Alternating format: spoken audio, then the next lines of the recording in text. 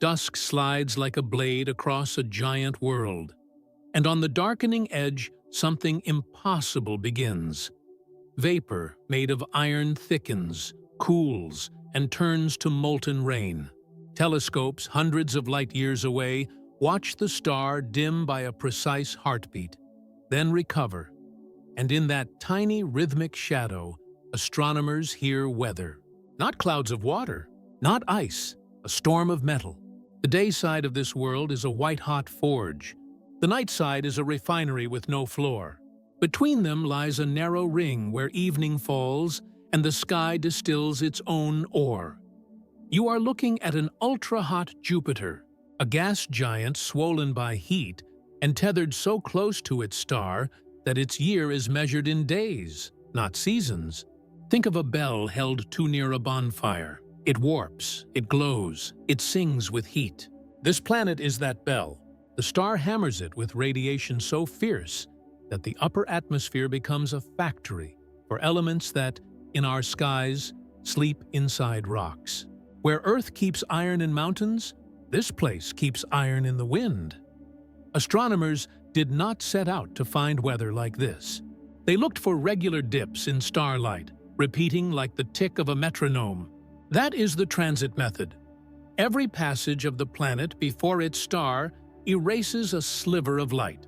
Add a little physics, subtract the noise, and you learn the radius, the orbit, the timing so exact you could set a clock by it.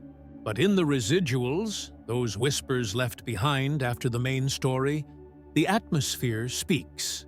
At certain colors, the star fades a little more than it should. That extra bite is gas-absorbing starlight, each atom leaving the spectral equivalent of a fingerprint. When those fingerprints belong to iron, a new kind of cloud begins to take shape in the mind. A name anchors the idea. A world like WASP 76b, tidally locked, one hemisphere in endless noon, the other in unbroken midnight. The day side is so hot that iron no longer behaves like a metal you can hold. It becomes a vapor, an invisible haze of atoms shaken free from their bonds.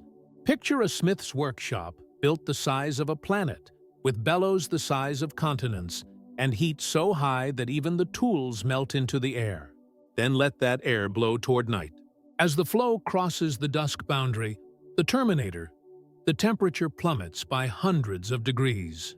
What was gas becomes droplets, then rain, then deeper churn, a conveyor belt of matter cycling from forge to fall. This should be impossible, you might say, because we have been trained by one planet. We learned weather from oceans and seasons, from water that turns to cloud and back to river. We learned storm from thunderheads and jet streams. But weather is a contract between energy and chemistry, and the universe signs that contract with whatever ink is available. Here, the ink is metal. On this world, the dictionary for clouds has been rewritten. A low albedo means very little light is reflected. Most of the star's fury is absorbed, and the atmosphere answers by changing phase.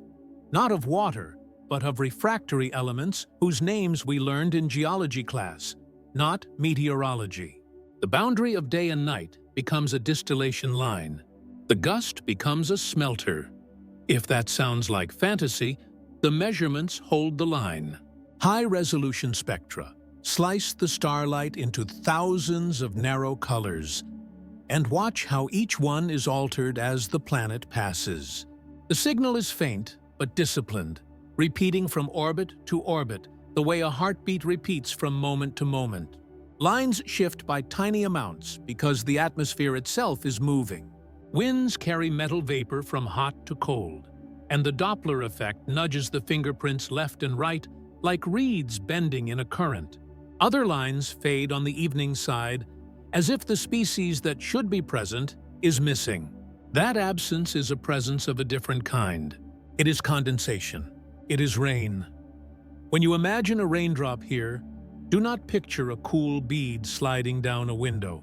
Picture a molten sphere, shining like a tear of solder, forming in air so thin and hot that it can only fall for a while before the deeper layers swallow it whole.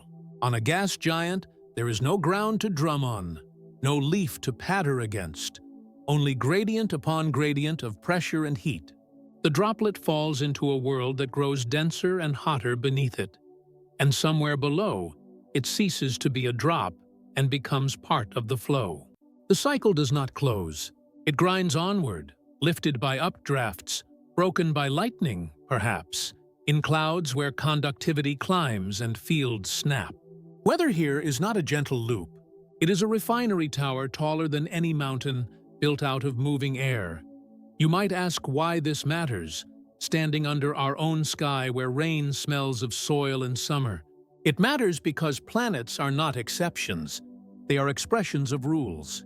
Change the boundary conditions, irradiation, gravity, composition, and the same physics that makes your local forecast spins out a different language. Learn that language on a world that smelts its storms, and you learn to read atmospheres you will never touch. You learn what to look for when a dim, Earth-sized signal appears, because the tools we sharpen on extremes cut cleanest when the light is faint. What you are about to see will change how you think about weather, climate, and the very word storm. If you are with me in this, if you want more of this strange clarity, do one small thing. For more content, like the video, subscribe, and tell me where you're watching from. Because the evening line is moving across that world again right now, and in the narrowing strip of twilight, the sky is beginning to cede its metal. And the first molten drops are gathering weight as the winds carry them toward night.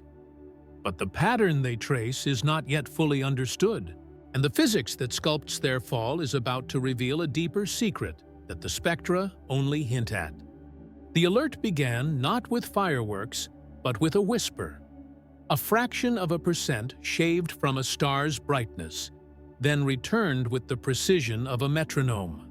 Wide-field cameras stitched to the night like a net caught the pattern.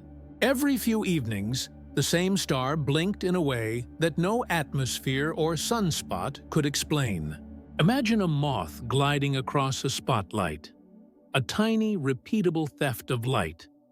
Yet the culprit was a world so swollen and searing that it carried its own myth inside the dip. You can almost feel the observatory floorboards tighten as the team checks the cadence, then checks it again, counting not excitement, but certainty. Ground-based transit surveys have a simple ambition dressed in patient rigor. Watch thousands of stars at once and wait for one to flinch. The method is transit photometry, and it works by turning the sky into a ledger where every dimming has a cause. The depth of the dip writes the planet's size in careful handwriting. The spacing between dips writes the length of its year. On this target, the spacing landed with astonishing brevity. About 2 Earth days, an orbital loop so tight that the planet is tethered like a lantern swung inches from a furnace. The radius, inferred from how much starlight vanished, told another story. It was too large for its mass, puffed and bloated like a hot air balloon that had forgotten the limit of its fabric. You cannot leave a signal like that standing alone. Precision spectrographs were turned to the star, and the hunt shifted from shadows to music. Starlight was stretched into a rainbow so thin that individual lines, those knife-edge notches carved by atoms, could be timed like drum beats. As the planet tugged the star's spectrum slid back and forth by a few dozen meters per second, a stellar heartbeat audible only to instruments that can hear the width of a human hair in a city's span. That Doppler wobble wrote the planet's mass, big enough to be a gas giant, hot enough to be swollen, close enough to be tidal clay in its star's hands. Now the picture sharpened. An ultra-hot Jupiter, the kind that orbits closer to its star than Mercury ever dared, with a year so short you could cook a weekend on it. Its radius, judged from the transit depth, was inflated beyond what gravity should allow at that mass. Irradiation had reached into the atmosphere and unstitched the usual balance, lifting the outer layers until the planet wore a halo of heat. Imagine a marshmallow held over a campfire too long.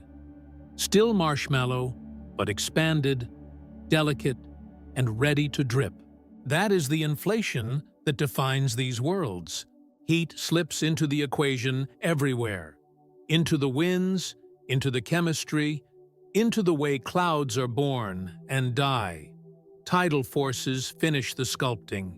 When a planet lives this close to its star, gravity pulls it into a compromise. One face perpetually day, one face perpetually night. The lock is not a suggestion. It is a command written by Torquay and Time.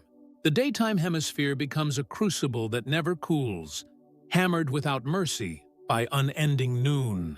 The nighttime hemisphere becomes a heat sink, a black ocean of air into which the planet's own winds pour their cargo.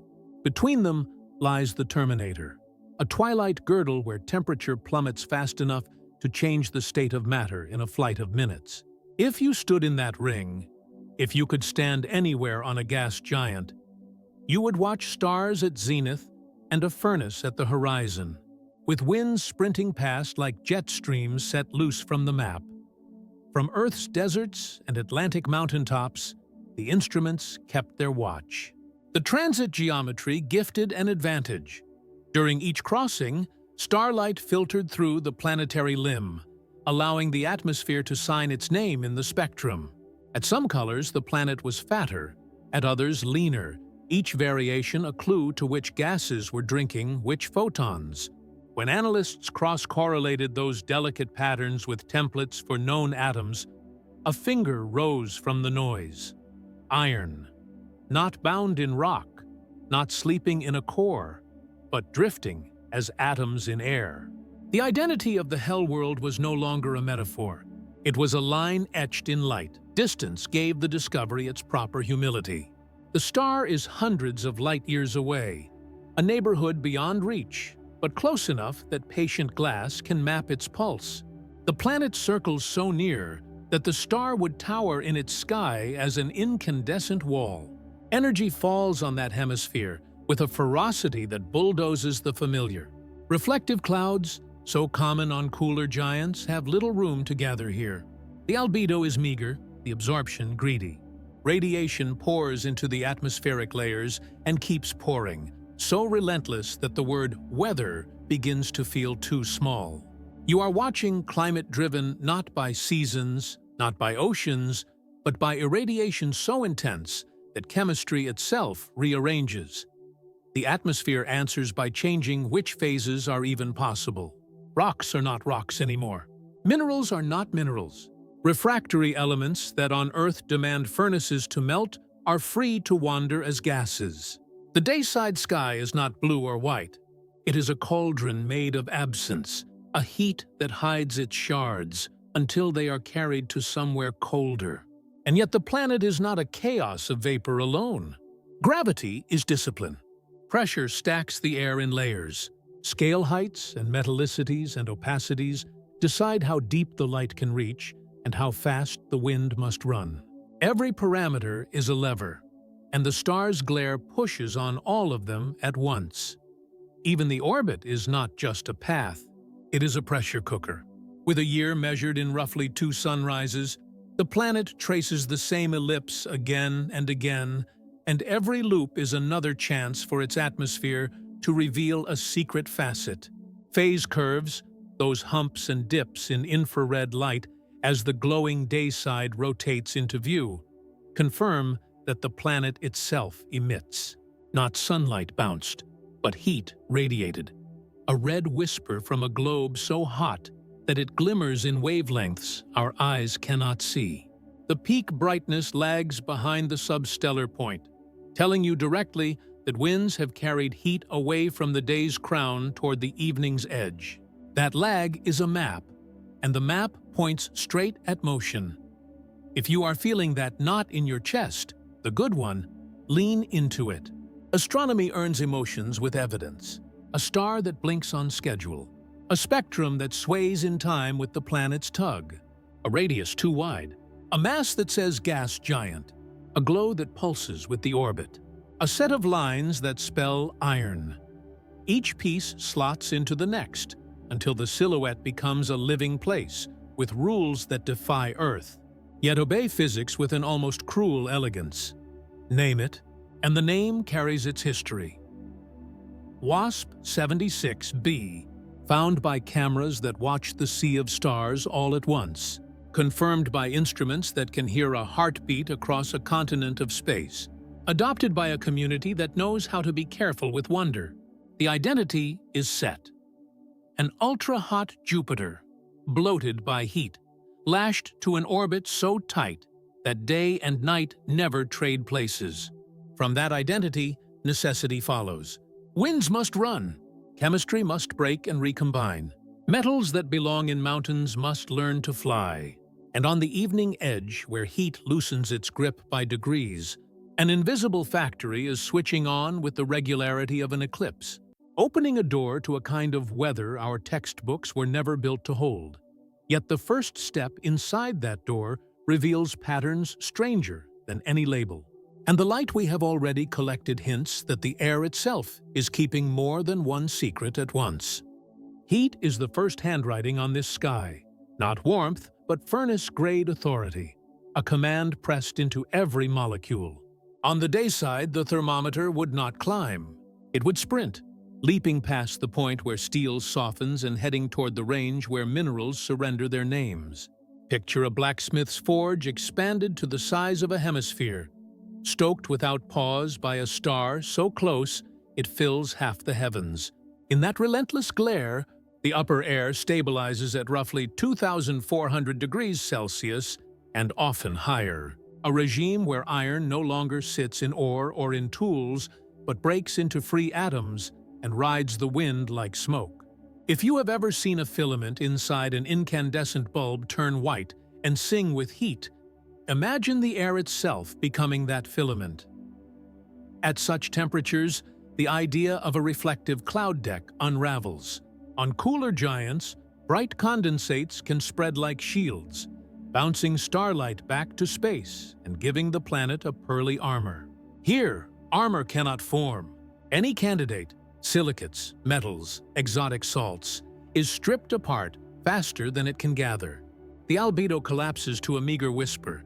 Almost every photon that lands is swallowed, converted into motion and radiation deeper within the atmosphere.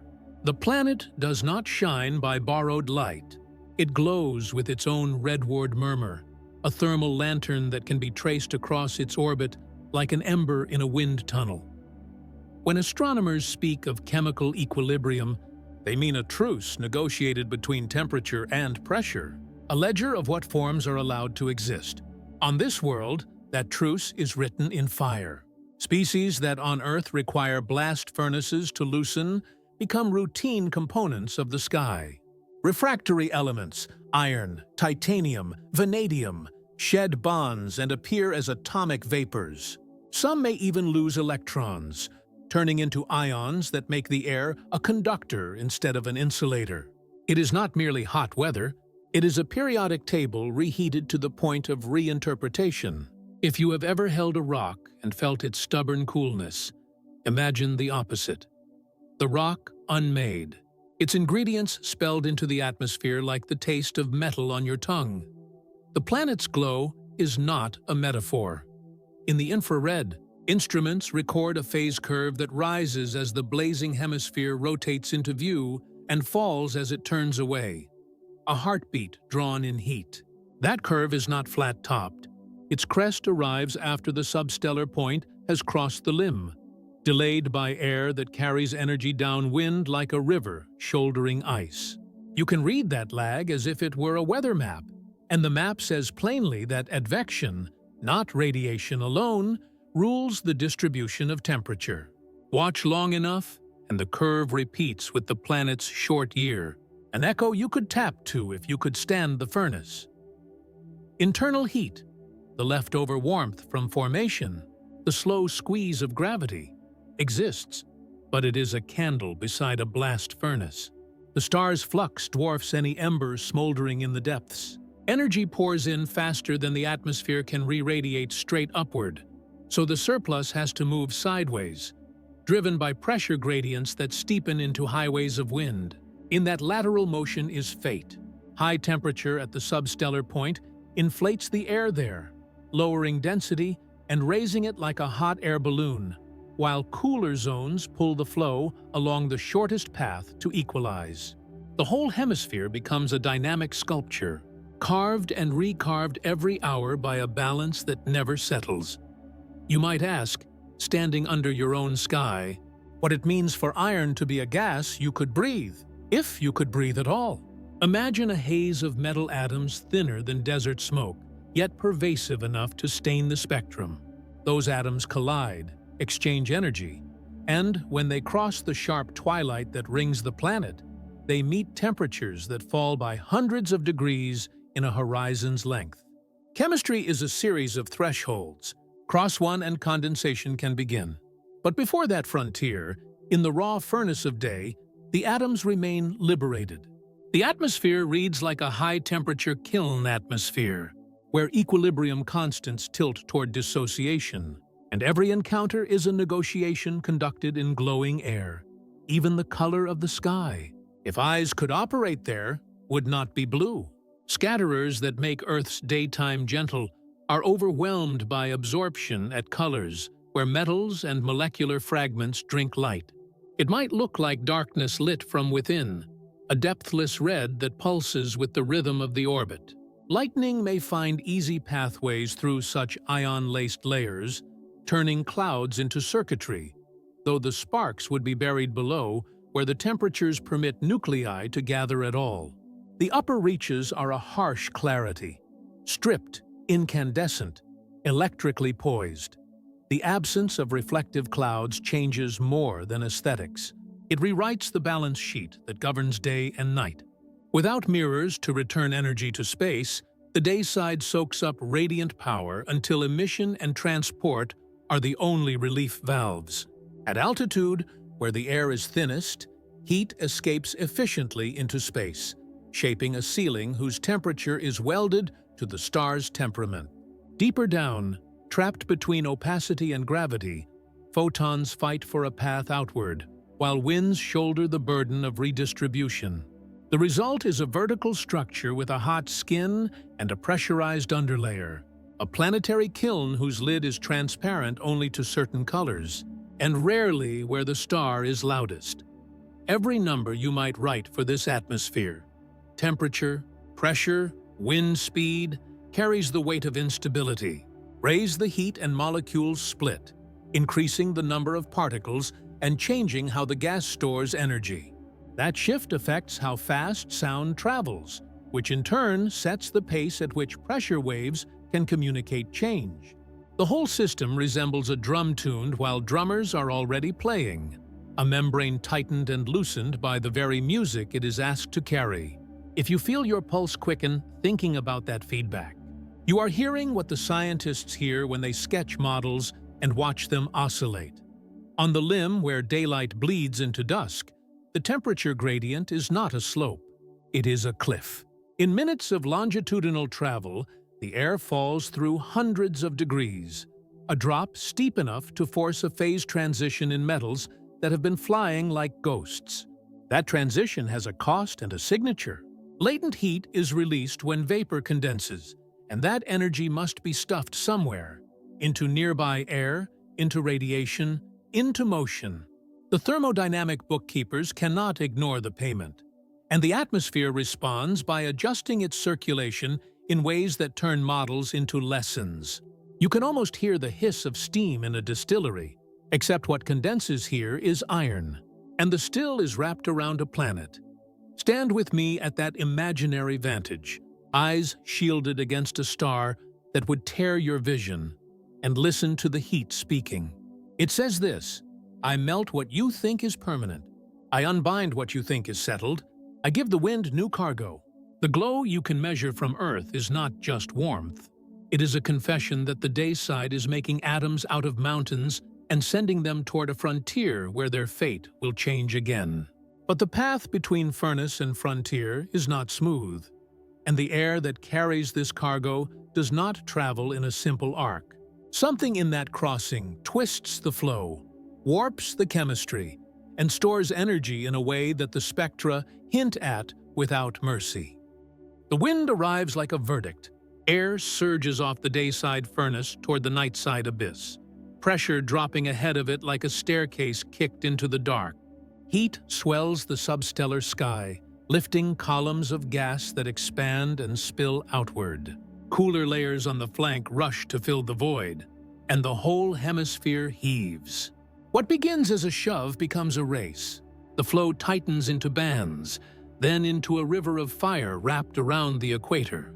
A super-rotating jet that drags the hottest point eastward as if the planet were yanking its own weather by the sleeve.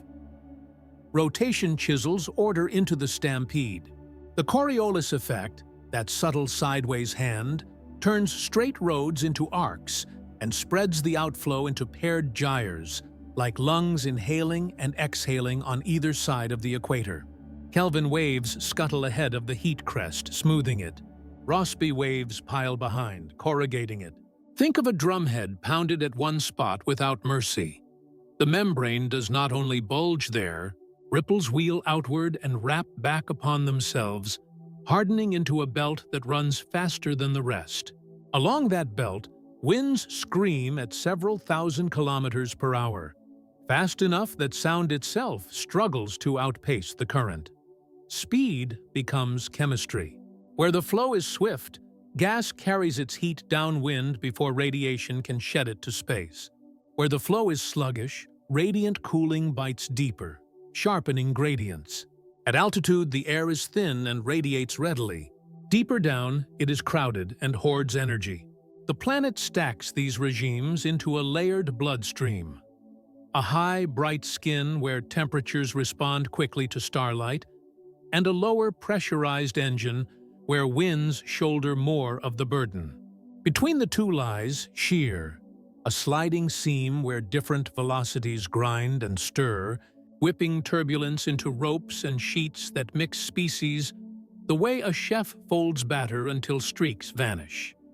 Follow that current to the evening terminator, the edge where day hands the sky to night. The temperature cliff towers ahead, not a gentle twilight, but a thermal wall. In a handful of longitudinal degrees, the air drops hundreds of degrees, a collapse steep enough to reorder the periodic table in mid-flight.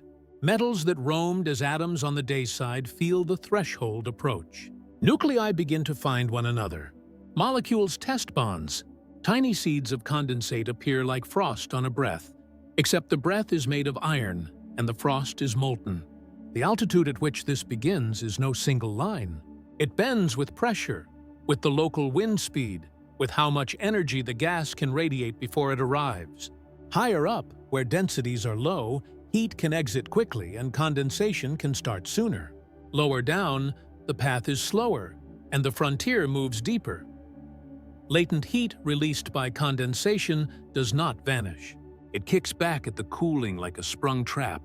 Each droplet that forms pays into a fund of warmth, and that payment must be accounted for. Air parcels near the condensation shelf gain a small buoyancy as that heat is absorbed, altering the vertical motion and nudging parcels to overshoot or stall. The terminator becomes not only a border but a machine. Evaporation on one side, precipitation on the other, with an energy tax collected at the window. You can imagine the hiss inside a giant distillery, except the still is a ring circling a planet, and the vapor is a metal that once slept inside mountains. Where droplets grow, their fall begins. Gravity tugs them into the dark, and the downdrafts they seed drag more gas behind them, carving temporary chimneys that cut across the jet. Yet the giant has no surface. The rain falls into heavier air and warmer depths, and below a certain level, the molten beads rejoin the vapor, turning back into a gas that enriches the deeper layers. That re-evaporation cools the falling droplet and warms the air around it. Another exchange on the ledger, another twist in the circulation. Vertical mixing reaches up to reclaim some of that material, but not all. The night side above the condensation shelf grows lean in metal vapor, while the depths grow rich, setting the stage for asymmetries that haunt the limb. Move with the jet past midnight toward the morning terminator, where night cedes air to the approaching day. Here the gradient runs in reverse. Gas that has cooled and perhaps shed part of its metallic load meets rising irradiation. Temperatures climb. Residual condensates that survived the night find themselves out of equilibrium. Bonds loosen. Species rejoin the gas phase. The chemistry on the dawn edge does not match the chemistry at dusk, and that mismatch is a map of the conveyor beneath. Metals that condensed on the evening side can be missing on the morning side at certain heights. The telltale scar of a cycle that never closes in one pass. Ionization threads a second current through this picture. On the hottest reaches of the dayside, and in the thin air where ultraviolet light breaks electrons free, the gas becomes partially conductive. Winds that carry ions across a magnetic field feel a resisting hand, a Lorentz drag that converts kinetic energy into heat and can break the flow in patches. Picture invisible cables strung through the sky, snagging the jet and bleeding speed into warmth. That heating is not uniform. It paints the upper atmosphere with hot streaks and cool lanes, modulating where condensation will later bite. If the field is strong, it can even steer the flow toward higher latitudes, feeding polar vortices that act like storm gutters for energy and mass. Shocks lurk, where the wind tries to outrun the information it needs. Near the substellar point, gas rises and accelerates until pressure waves cannot communicate upstream fast enough. The flow steepens into sonic cliffs, compressing and heating the air as if it were slamming into an invisible dam. Those shock fronts wrinkle and wander with the jet, injecting heat in sudden stitches rather than smooth washes. Each stitch can push the condensation surface up or down by a few scale heights. Rethreading the path raindrops will take an hour later. If you listen for rhythm here, you do not hear a metronome. You hear a drummer improvising across a stretched skin while the audience walks around the stage. All the while, the planet radiates, and the star keeps pouring energy in by the ocean. The balance is not static. It is a moving compromise. Increase the wind speed, and the evening side cools less before it reaches the cliff, shifting the condensation shelf downward. Slow the wind, and the cliff bites higher, seeding clouds in thinner air. Change the metallicity, and opacities tilt, altering how deep the light can claw and where droplets can survive. Tilt the magnetic field, and the jet staggers. Every lever matters, and each lever nudges the others. You, watching from a world where water rides your storms and thunderheads bruise your summer horizon, might feel the strangeness of a sky that refines ore with every dusk. Hold that feeling. It is the clean edge of discovery. The evening ring is a refinery by necessity, the morning ring a kiln by dawn's grace, and the river between them an artery that learns and unlearns its own course with every orbit. Yet, when the pieces are tallied, winds, waves, shocks, drag, condensation, the book does not quite close. Somewhere in the dark run of night, energy goes missing, and mass returns altered, as if an unseen hand were skimming from the conveyor and feeding a chamber we have not yet named. And the next passage into twilight may write a different answer in the metal rain. The proof arrives as knife marks in light. During transit, when the planet threads itself across the starlight passes through a thin ring of atmosphere and comes to us altered, like a voice carried through a long metal pipe. Spectrographs spread that voice into thousands of razor-thin colors, and in those colors, the atmosphere leaves signatures, tiny bites and bends at precise wavelengths where specific atoms drink the light.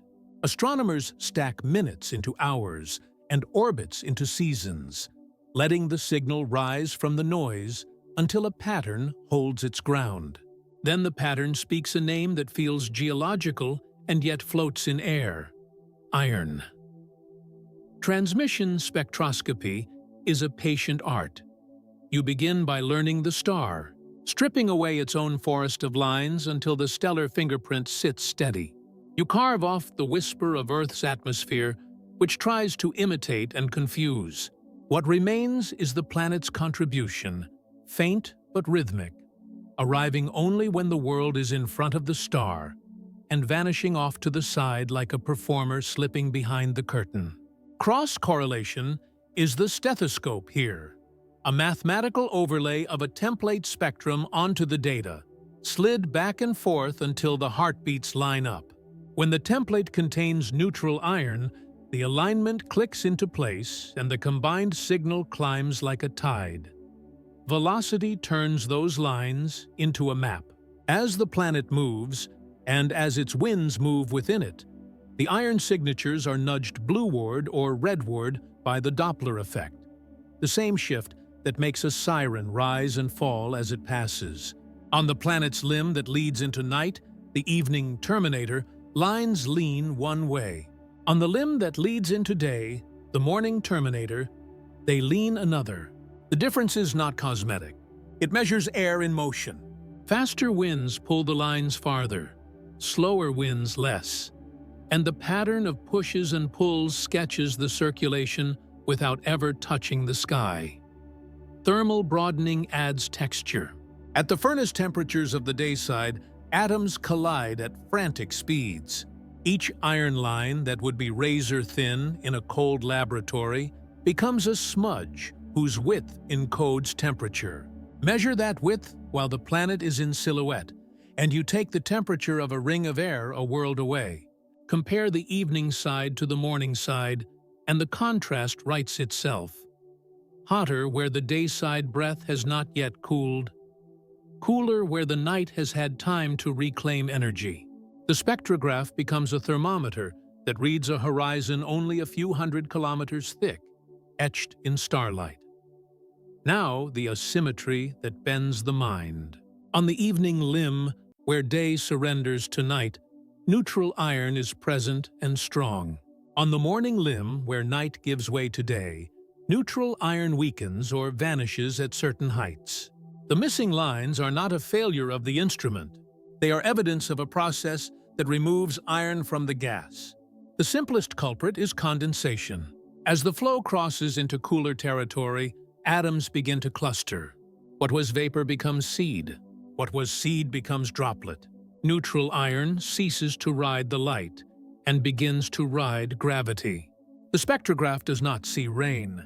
It sees the absence rain creates.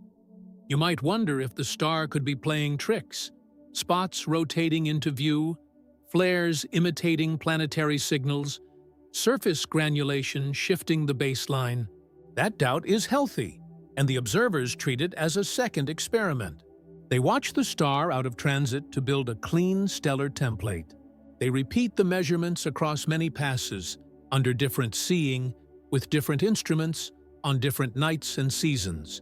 The lines tied to the planet repeat with the planet's clock, not the star's mood. When instruments that disagree for trivial reasons agree on the iron, the case gains weight. When they agree on the limb asymmetry, the case hardens into weather. Winds add another layer of corroboration. The average shift of iron lines is not centered on the planet's orbital speed. It is offset, as if the whole limb were being blown sideways. That offset points to a jet streaming eastward around the equator, carrying heat and metals from the white-hot substellar crown toward the evening cliff. The magnitude of the shift implies speeds of several thousand kilometers per hour, fast enough to reshape the hotspot and delay the peak of thermal emission past the substellar point. Thermal phase curves and line-of-sight winds talk to each other here, and their conversation is coherent. The iron story deepens when ionization enters. On the hottest heights of the dayside, neutral iron can lose electrons and become ionized. Ionized iron leaves a different set of lines, and those lines respond to different layers. If neutral iron weakens on the morning limb while signatures of ionized iron gain strength higher up, the vertical structure emerges, a partially ionized skin over a condensing edge. That stack of layers vindicates the picture of a distillation zone at dusk and a re-evaporation zone at dawn, with electricity threading the upper lanes like a net of invisible rails. Retrieval models tie the threads into a fabric, feed in the spectra, and ask what combinations of temperature, pressure, winds, and abundances reproduce the line's depths and shapes. The best fits land in a region of parameter space where dayside temperatures soar to levels that crack rock into vapor. Nightside temperatures sink enough to seed condensed phases, and wind speeds bridge the two before radiation can cancel the contrast. Change the assumptions and the fit fights back. Remove condensation, and the morning limb refuses to be explained. Remove winds and the offsets become impossible. The atmosphere offers just enough freedom to force a unique compromise. There is still the matter of time. Weather moves. If the iron signals drift from one epoch to another, if the line positions breathe or the depths sway, the observers do not panic. They keep watching. Small variations, when they repeat with similar phase, become evidence for persistent circulation features migrating or pulsing. Larger swings hint at transient storms or patches of high-altitude haze that dilute the limb at one longitude and sharpen it at another. Even non-detections have meaning. When the planet crosses the star during a period of lower activity and the iron signal remains, doubts about stellar contamination shrink. When an orbit arrives bruised by telluric water in Earth's air and the data are thrown out, the discipline strengthens the next detection. You, listening to this, should feel the audacity of what is happening.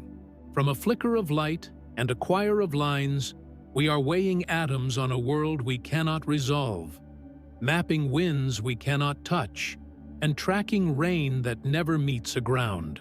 The evidence is not a single proof. It is a braid of independent strands, transit depth variations at iron wavelengths. Doppler tilts that right wind into the limb, thermal broadening that writes temperature into the smudge, morning-evening asymmetries that write condensation into the absence, repetition across orbits that writes reliability into the whole. And still, there are questions that cut like cold wire. At what exact altitude does neutral iron vanish into droplets on the evening edge? And how wide is the layer where molten beads grow before they are swallowed by lower heat? How often does the conveyor stall, and what hidden hand shifts the balance between ionization above and rainfall below? The spectra answer enough to anchor the metal storm in reality, yet they also hint at a second process whispering through the data, as if currents were storing charge or mass in pockets the templates do not yet include. And the next pass behind the starlight may reveal a signature that forces the whole picture to stretch. The first beads appear in a hush you cannot hear. Clusters of iron atoms finding one another in air that has been driven past patience. Supersaturation builds at the edge of evening like breath on cold glass.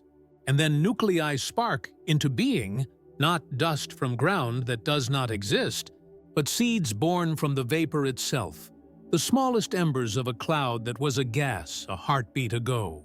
Each seed wears a skin of surface tension that resists growth, yet the wind keeps feeding it with new atoms. Layer by layer, the bead fattens, a molten eye opening in twilight. Growth is not polite. Droplets collide in the shear where fast lanes brush slow ones, their skins slapping and merging like solder touched by a hot iron. Some shatter into families of smaller spheres that chase their parents downslope, catching and reforming as the turbulence knits them back together. Gravity chooses winners in this crowd. The biggest beads fall first, their weight overcoming the loft of the flow. And with that fall, they begin to sort the cloud by size, pulling a curtain of bright, heavy rain into the night, while lighter haze lingers above like a halo. You might picture raindrops as gentle. Here they are projectiles. In low-density, high-temperature gas, drag is thin, and mercy is rare. Terminal velocities climb until they are the speed of thrown stones, then higher, while the droplets themselves glow a dull cherry from the heat they have carried out of day. A falling bead leaves a wake that curls and whistles, tugging neighboring gas downward and carving channels that act as temporary elevators for air that was not ready to descend. The elevators close behind them as shear stitches the flow shut again, but the message is delivered. Precipitation is not a drizzle. It is an engine. The engine does not run without paying for fuel. Every step in the microphysics writes energy into the ledger. When vapor condenses, latent heat is released into the narrow band where nuclei form, lifting parcels that had begun to sink and delaying the cold the night was trying to impose. When drops re-evaporate lower down, they drink heat from their neighbors and salt the air with metal atoms again, cooling pockets that were beginning to warm under pressure. The vertical profile flexes in response, a living diagram of give and take, and the heights at which droplets can survive migrate with every gust, the way a snowline creeps up and down a mountain with each passing cloud. Charge collects where collisions are constant. In the churning condensation shelf, droplets brush, rub, and part, trading electrons like coins. Triboelectric imbalances rise in swarms. Metal-rich clouds conduct better than water clouds, so charges do not stay hidden. They separate along pathways carved by the wind, pooling into regions where electric fields accelerate until the air cannot hold. Arcs leap, short and savage, turning patches of sky into strip mall arc furnaces. The flash would be smothered in infrared glow to distant eyes. Yet the physics insists, where conductivity is high and turbulence is strong, lightning does not need romance to be born, only a place to jump. The bolts do more than scar the dark. Each discharge carves chemistry, breaking molecules, soldering fragments, and briefly heating pockets to temperatures that reset reactions. Ionized trails become highways for subsequent flashes, and those highways, in turn, feed back into the flow by changing resistance where the wind drags plasma through any magnetic field the planet carries. Lorentz forces take their cut, tugging on charged sheets, bleeding kinetic energy into heat, and shuffling momentum into directions the bulk flow did not choose. You can imagine the jet as a bright river threaded with live wires, nudged by invisible hands that do not ask permission. Below the visible storm, the fate of a raindrop is a lesson in attrition. As it plunges into denser, hotter strata, the surrounding air gnaws at it. Evaporation turns the molten bead inward, shrinking it even as it falls, until it becomes a vanishing act performed in slow motion. Not all die so quickly. Some large drops, born from mergers, survive long enough to see deeper layers with fresh metal. There, amid pressures that would crush any vessel, the drop becomes vapor again, its identity dissolved into an ocean of gas that knows only gradients and weight. The enrichment is not abstract. It changes opacities, which change where radiation can escape, which changes how heat stacks, which changes the vigor of the next updraft that claws its way back toward the visible sky. Vertical mixing answers this drift with an upward hand. Convection swells where radiative cooling at altitude makes the upper air dense and eager to sink, while heating below from compression and re-evaporation makes lower parcels buoyant. Columns roll like slow tornadoes, lifting a portion of what rain took away. Eddy diffusion blurs sharp boundaries, dragging traces of metal back into the condensation shelf where the next twilight can begin the cycle anew. The balance is delicate. If precipitation outruns mixing for long, the visible atmosphere goes metal poor, and the lines that betrayed its presence fade. If mixing claws back enough, the shelf reloads, and the storm remembers itself. Microphysics decides the texture of the cloud, not only whether it exists. The size distribution of droplets sets how light threads the fog. Small beads scatter like chalk dust, whitening lanes and hiding depths. Larger beads are gray glass, letting heat leak out while cutting into starlight with sharp teeth. In a storm rich with small nuclei, the cloud spreads thin and bright across a wider band. In a storm that favors giants, the rain falls in ropes and curtains, leaving holes between as if some god had combed the sky. Radiative transfer rides on this fabric, altering where temperatures tip and where new condensation will ignite. The weather listens to the orbit as a drum listens to a drummer.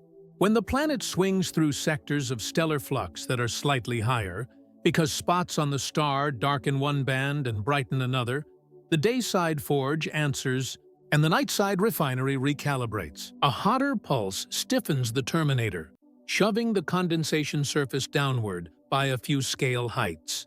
A cooler pulse relaxes it, lifting the shelf and letting droplets begin higher where the winds are faster. The rain shifts in latitude too, because waves ring the globe and aim their crests into twilight at different angles each circuit. In some orbits, the iron storm may wrap nearly around the waist like a belt. In others, it may break into gyres that pinch and release like fists. You, looking up from your own weather, may wonder how any of this could be seen. The answer is patience sharpened into technique. Nightside emission in selected colors hints at cloud thickness. Phase-resolved spectra trace the handoffs between vapor and droplet by catching the presence of one species where the other should be king. Even the absence of lightning's radio crackle is a kind of message, narrowing where the discharge heights might sit, or how often the arcs can find a path. The instruments do not watch raindrops. They watch the consequences, the way you read wind from wheat. All the while, the conveyor keeps running, metal torn into air on the dayside, gathered and poured on the evening edge, dissolved into depth, dredged back by mixing, and fed forward by dawn. It is a cycle with teeth, a refinery that pays for its product by rewiring its own sky. Yet the ledger never quite balances. Somewhere beneath the condensation shelf, models whisper that a fraction of iron may be sequestered in phases we do not yet track, perhaps alloyed with silicates into heavier grains, perhaps locked into charged states that alter their rise, leaving the next twilight to build a storm from a sky that has been subtly edited. And every orbit carries the chance that the balance will tip in a way our templates have not yet learned to predict. Another sky answers from across the catalog, blue as a bruise and bright as a flame seen through glass. Observers watch its star dip and then, in the reflected light, catch a color that does not belong to ordinary clouds. On that world, known to astronomers as HD 189,733b, the weather is rumored to throw shards, not of ice, but of stone ground into vapor and reborn as droplets that harden as they fall. Imagine a sandstorm where each grain is a newborn piece of window, lifted from rock by heat and set loose by wind. The same physics that turned iron into breath on our metal world takes a gentler path here, letting silicates climb into the sky and then letting gravity write them back down. Silicate rain forms when temperatures live in a narrower hell, too fierce for water, too lenient for metals. Magnesium-rich minerals like enstatite and forsterite do not stay polite. They sublime into the air and then condense into tiny beads. A glassmaker's furnace stretched across a hemisphere. High clouds seeded with such particles scatter starlight with a pale ferocity, painting the planet's color and muting deeper layers the way fog hides a harbor. The evidence is a chorus rather than a solo, a blue-ward tint in reflected light, spectral hints of silicate vapor, phase curves that suggest hazy daysides and bruised nightsides. No single clue is a verdict, but together they press a thumb into the clay and leave a recognizable whirl. Shift your gaze again, and the chemistry turns darker, like smoke rising from an overworked kiln. On WASP-12b, the carbon ledger may tilt against oxygen, starving the air of water and feeding chains that run toward soot, carbide, and metal hydrides. The dayside burns so hot that molecular bonds snap like dry twigs, leaving a haze of fragments that swallow light rather than reflect it. Transit spectra flatten, as if someone draped black velvet over the atmosphere. Around the planet, A swollen shroud of escaping gas stretches into space, a cometary train torn loose by the host star's pull.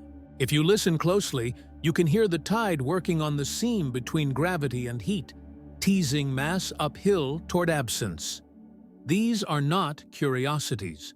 They are control experiments written by the sky. Each world sets its own boundary conditions: irradiation, gravity, bulk composition, magnetic field, and the equation of weather answers with a different accent. Where HD 189,733b likely grows glass, our iron world smelts rain. Where WASP 12b veils itself in carbon-rich haze and leaks into darkness, the metal world wears a low albedo skin and radiates like an ember. The lesson is not that one is stranger than another. It is that climate is a grammar, and planets are sentences written with the same alphabet under different light. You might be tempted to reach for Venus as a familiar reference point, the pale disk with sulfuric acid clouds roiling under a heavy cloak. That analogy has merit from a distance and collapses up close. Venus is a rocky globe, with a surface that broils under an atmosphere thousands of times thicker than Earth's. Its clouds born from sulfur chemistry in a regime where water and rock still matter. The ultra-hot giants under the torch of their stars are gaseous realms with no solid floor. They're condensates forged from refractory metals and silicates. Their winds whipped to planetary-scale jets by tidal locking. Venus reflects a decent share of sunlight and keeps much of it out. The metal world drinks light greedily and glows from its own fever. The resemblance is a mirage that evaporates under scrutiny. Climatology stretches to meet this diversity. Condensation curves, the frontiers where vapor becomes particle, march across pressure and temperature like contour lines on a mountain map. On cooler giants, water and ammonia sketch those lines. On hotter ones, sulfides and silicates take the pen. On ultra-hot, metals themselves do the writing. Gravity sets the scale height, telling you how quickly air thins with altitude and how tall a cloud can be. Composition sets opacities, telling you which colors of light the sky will drink and which it will pass. Irradiation sets the tempo, drumming energy into one hemisphere and leaving the other to improvise. The orchestra is the same. The score is rewritten by boundary conditions. When modelers bend over their charts, these worlds become wind tunnels for ideas. The presence or absence of titanium and vanadium oxides can raise or erase thermal inversions, those upward flips in the temperature profile that make a stratosphere blaze instead of cool. On some daysides, those molecules cannot survive the heat. On some nightsides, they are reborn, creating a chemical seesaw that makes the Terminator a chemistry border as much as a thermal one. Cloud microphysics step in with their own demands. Do nuclei appear by homogeneous birth from vapor, or do they need foreign seeds? Do droplets coagulate into giants that fall fast, or remain a mist that sits and shines? Every answer moves the predicted spectrum. Every spectrum pushes back. Population patterns emerge when you zoom out. Ultra-hot Jupiters crowd close to their stars like moths to a porch light, and many carry the scars of that proximity. Inflated radii, shrouds of escaping gas, orbits tightened by tides until one face is locked to noon. They are laboratories not because they resemble Earth, but because they exaggerate the physics that all atmospheres obey. Measure a jet here running at several thousand kilometers per hour, and you learn how radiation competes with advection. Catch a condensation front in metals, and you test microphysics under conditions no chamber on Earth can mimic. The fiercest experiments are the ones the universe runs for you. The stakes are not confined to the exotic. Opacity databases sharpen on these giants, then feed back into every retrieval on cooler planets, where the signals are faint. Cloud schemes that can juggle silicate, sulfide, and metal condensates without cheating their energy budgets become trustworthy when asked to juggle water and methane. Even the machinery of atmospheric escape, driven by ultraviolet light, fanned by winds, sculpted by magnetic fields, learns its habits here, where it runs fast enough to watch. If metals are entrained in the outflow, the escaping gas fingerprints the deep composition, letting you glimpse a core by sniffing the wind. You, standing inside your own weather, may feel a shiver at the reach of this. From iron rain and glass showers to soot-dark daysides and sulfuric veils, the catalog is turning into an atlas where climate is not a set of Earth-like options, but a spectrum governed by the same physical constitution. The more worlds we read, the more the retrievals tighten their grip on what is real and let go of what was wishful. Each detection is a rivet. Each non-detection is a seam. Together, they build the scaffolding we will use when a small, cool signal whispers from a habitable twilight, and we need tools that do not flinch. Yet even as the comparisons clarify, a shadow hangs over the ledger. Some ultra-hot giants appear darker than cloud physics alone can excuse, as if unknown absorbers are drinking the star's light. Some phase curves wander with time, hinting at weather regimes that shift like migrating continents. Some escaping shrouds carry metals to heights the models struggle to loft. It is as if a handful of hidden levers, magnetic drag stronger than guessed, condensates we have not catalogued, deep winds trading momentum with layers we cannot see, are still being turned behind the curtain, and the next spectrum to arrive may force the atlas to redraw its wind lines in the space where certainty was starting to feel safe. Physics writes the script, but worlds improvise. Weather is not a list of clouds. It is energy arguing with matter under boundary conditions that feel like commandments. Give a planet ferocious starlight, a deep well of gravity, and an atmosphere seeded with refractory chemistry, and the sky will choose behaviors that look impossible from Earth. Heat becomes a sculptor, carving circulation. Chemistry becomes a chorus, singing new phases into being. You can hear it if you listen with the right instruments, a climate speaking in spectra. Start with the principle that weather is the meeting point of motion and transformation. Air moves because pressure is not even. Pressure is not even because energy is not shared fairly. Energy is not shared fairly because light lands in some places and not in others. On a tidally locked giant, day never blinks, night never yields, and the imbalance is relentless. The response is not polite. Winds sprint until momentum and drag call a truce, and during that sprint, the atmosphere carries its chemistry like a caravan, trading one form for another wherever temperature crosses a threshold. What falls from that trade, metal beads, silicate shards, carbon haze, is not decoration. It is feedback. Each droplet adjusts opacity. Opacity adjusts heating. Heating adjusts wind. Wind adjusts where droplets can live. You can feel the loop tighten around your throat as the logic closes. The lesson is that climate is a machine with gears we can name.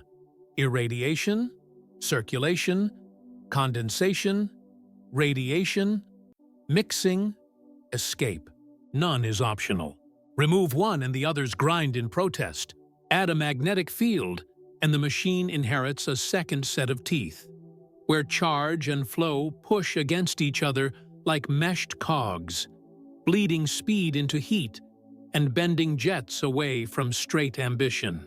Shift bulk composition and new condensates volunteer for duty, rewriting what the sky can build.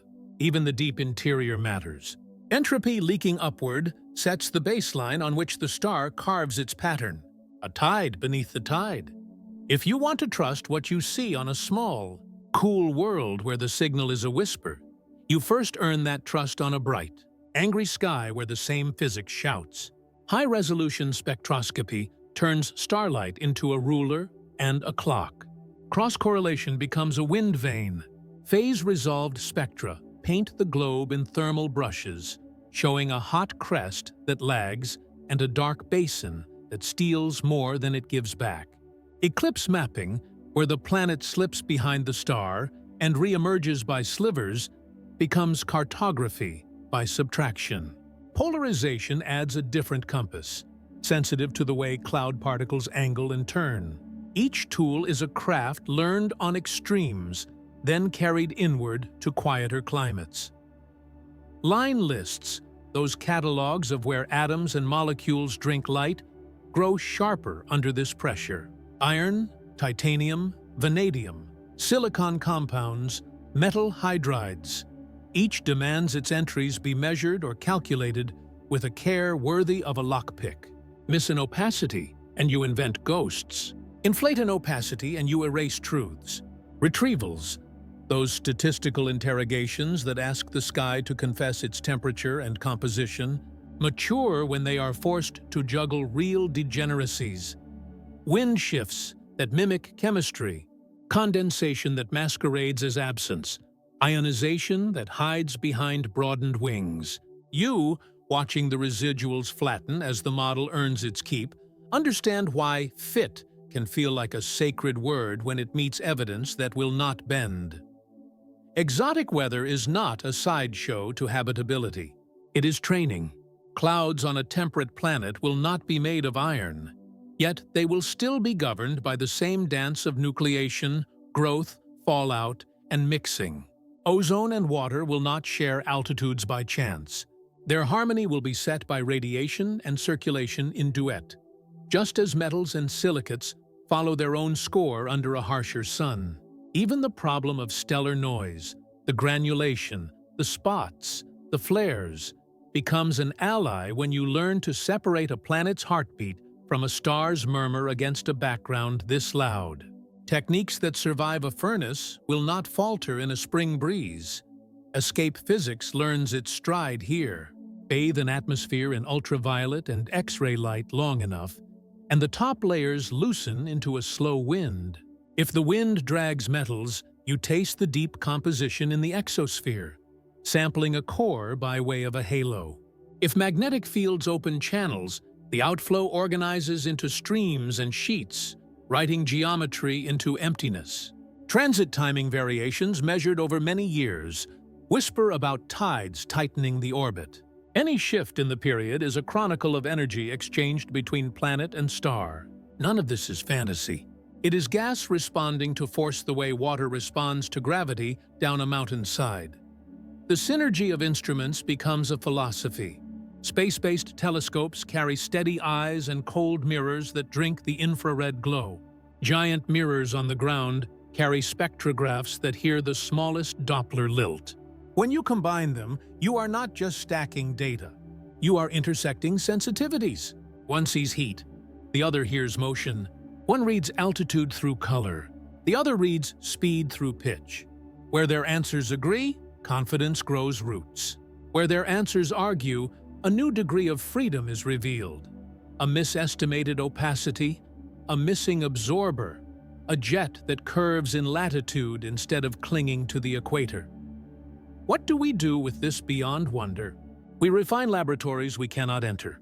We calibrate climate models with data from skies so bright they leave no alibi, then carry those models to worlds where the signal will try to hide. We map not only temperatures, but chemical borders, measuring where condensates seed, where ions dominate, where lightning can stitch charge across a horizon.